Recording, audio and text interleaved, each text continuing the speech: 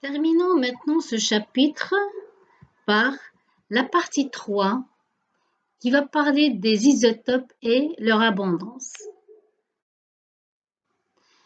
D'abord, il faut définir les isotopes, qui sont les atomes d'un même élément dont le nombre de neutrons est différent. Prenons l'exemple de l'hydrogène 1,1, l'hydrogène 2,1 et l'hydrogène 3,1. On remarque que le nombre de protons est le même, par contre le nombre de neutrons varie.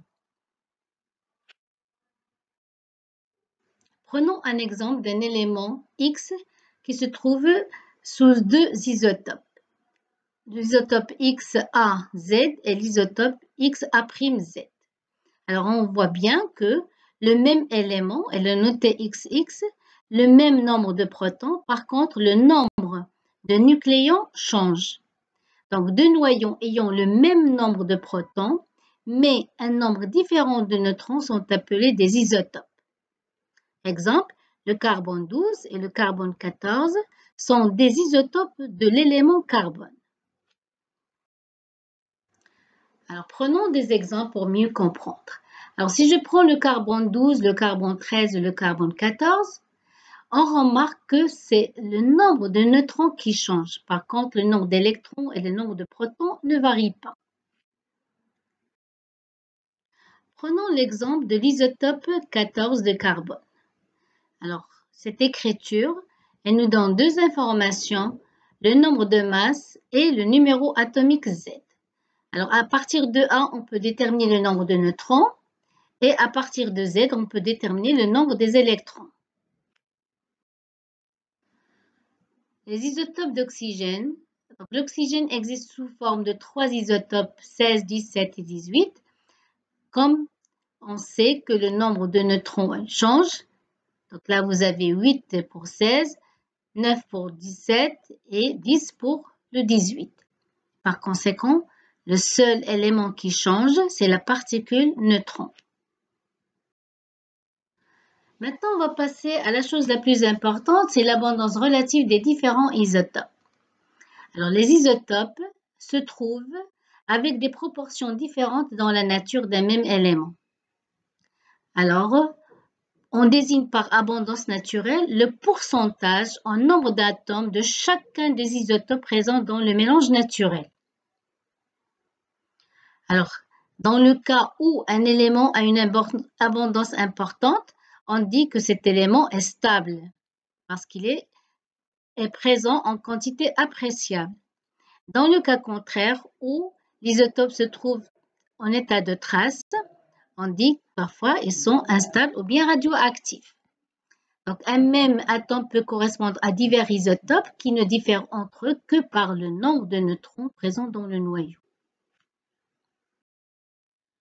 Prenons l'exemple des éléments, des isotopes du carbone, de l'hydrogène, de l'oxygène et du chlore. On remarque que pour le carbone, par exemple, qui existe sous forme de trois isotopes, le plus abondant, c'est le carbone 12.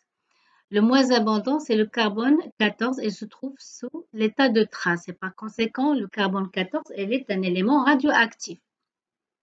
Pour l'hydrogène, le plus abondant, c'est H11. Pour l'oxygène, c'est 16-18. Et pour le chlore, 35-17. Mais sans oublier que le chlore 37-17 également, il a une proportion appréciable.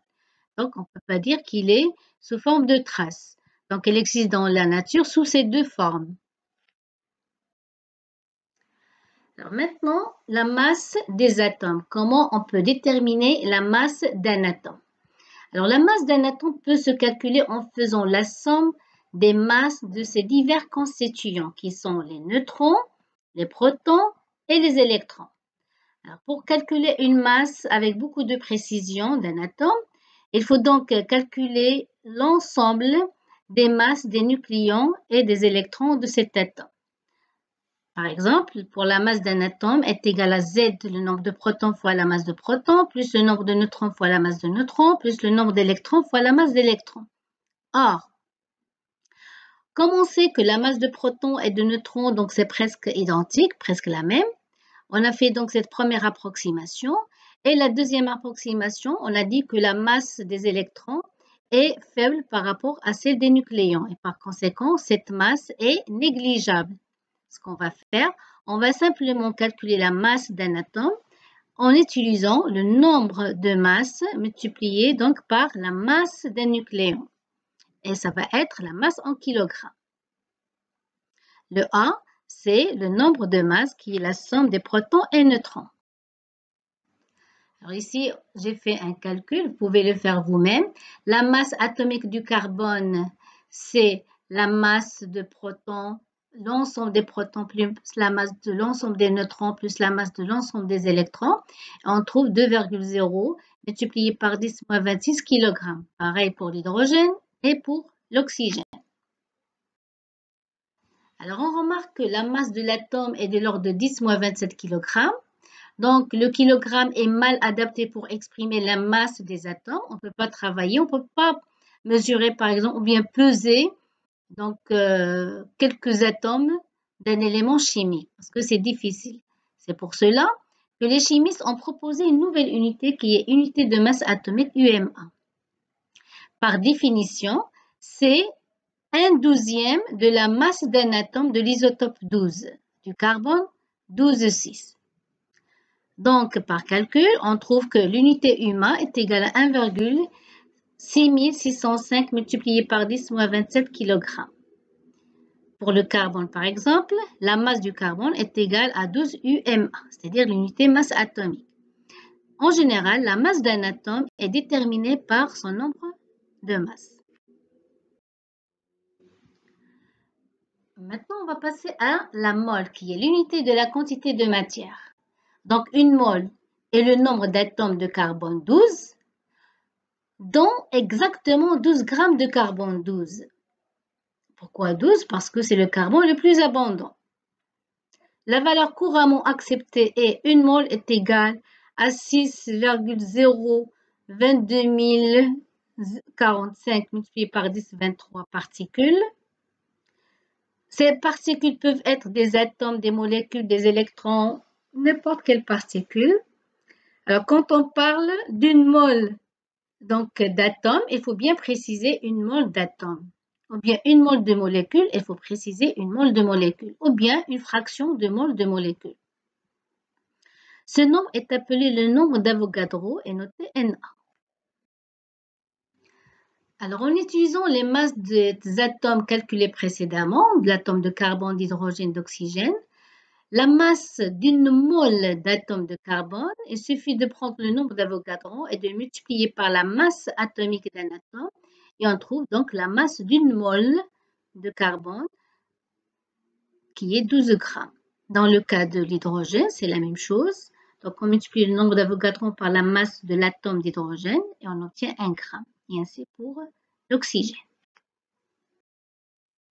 Masse molaire de l'élément. Donc, comme on a dit que un élément chimique il se trouve sous divers isotopes avec des proportions différentes, donc on peut calculer la masse de cet élément chimique en utilisant la masse et le pourcentage de chaque isotope.